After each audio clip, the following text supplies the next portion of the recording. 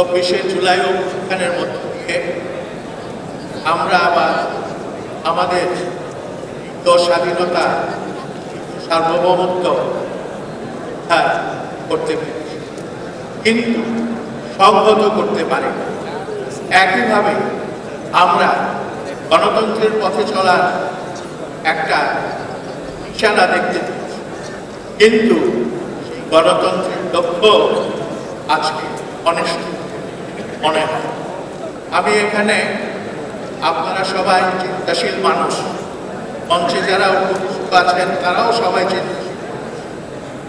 আপনাদেরকে দুটো প্রশ্ন চাই। একটা প্রশ্ন হচ্ছে what is the state of the state, দ্বিতীয় প্রশ্ন হচ্ছে what is the state of the nation. রাষ্ট্রের আজকের অবস্থাটা কি, জাতির আজকের অবস্থাটা কি? রাষ্ট্রের অবস্থা হচ্ছে, আপনারা জানেন, রাষ্ট্র একটা মেশিন, একটা যন্ত্র, এবং এই মেশিনের বিভিন্ন পার্টস থাকে। একটি রাষ্ট্র গঠিত হয় তার সামরিক বাহিনী, তার পুলিশ বাহিনী, তার আমলাতন্ত্র, তার গোয়েন্দা চক্র এবং বিচার এবং কারাগার। আজকে বাংলাদেশে যদি আমরা রাষ্ট্রের এই কতগুলো যে অঙ্গ প্রত্যঙ্গ রয়েছে সেগুলোর দিকে যদি তাকাই, তাহলে কি চিত্র, কি দৃশ্য আমরা চোখে দেখি। সামরিক বাহিনীকে নিয়ে সোশ্যাল মিডিয়াতে অনেক কিছু আলোচনা হচ্ছে, সেটা ইঙ্গিত করে যে আমাদের সবচেয়ে প্রয়োজনীয় যে প্রতিষ্ঠান, সেই প্রতিষ্ঠান নিয়ে নানা প্রশ্ন তোলা হচ্ছে। এই রাষ্ট্র যদি টিকে থাকতে হয়, এইসব সমস্যার এবং প্রশ্নের একটা সঠিক সুরাহা। দ্বিতীয়ত আসেন পুলিশ বাহিনী। 24শে অভ্যুত্থানের পর পুলিশ পালিয়ে গিয়েছে, তারপর যারা ফিরে এসেছে তাদের দিয়ে পুলিশ বাহিনী চালানো হচ্ছে। পুলিশের একটি অংশ কারাগারে রয়েছে এবং পুলিশের আইজি নিজে বলেছেন পুলিশ সন্তোষজনকভাবে দায়িত্ব পালন করতে পারছে না। এবং কেন পারছে না সেটা আমরা জানি।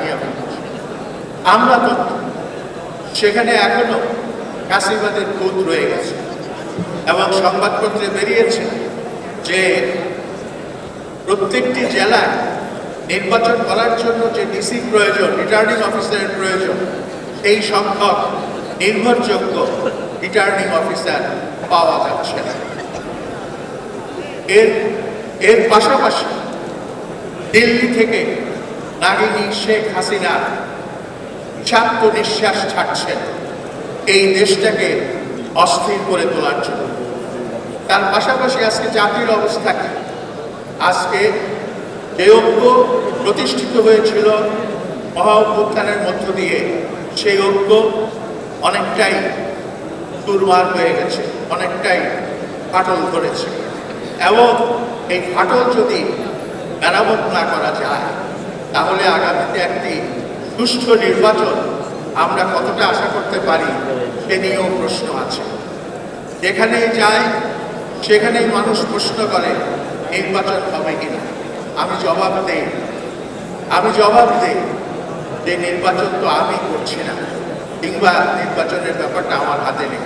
কাজে এই নির্বাচন হবে কি হবে না সেটা আমি কি করে বলব? অর্থাৎ মানুষ একটা আশঙ্কার মধ্যে রয়েছে, একটা শঙ্কার মধ্যে রয়েছে, একটা দ্বন্দ্বের মধ্যে রয়েছে।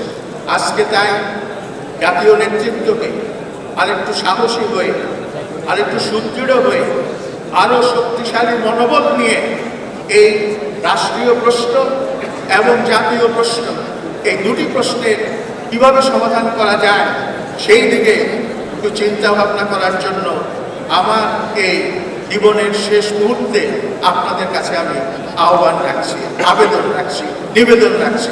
আশা করি আমার এই নিবেদনে আপনারা মনে কষ্ট নেবেন না।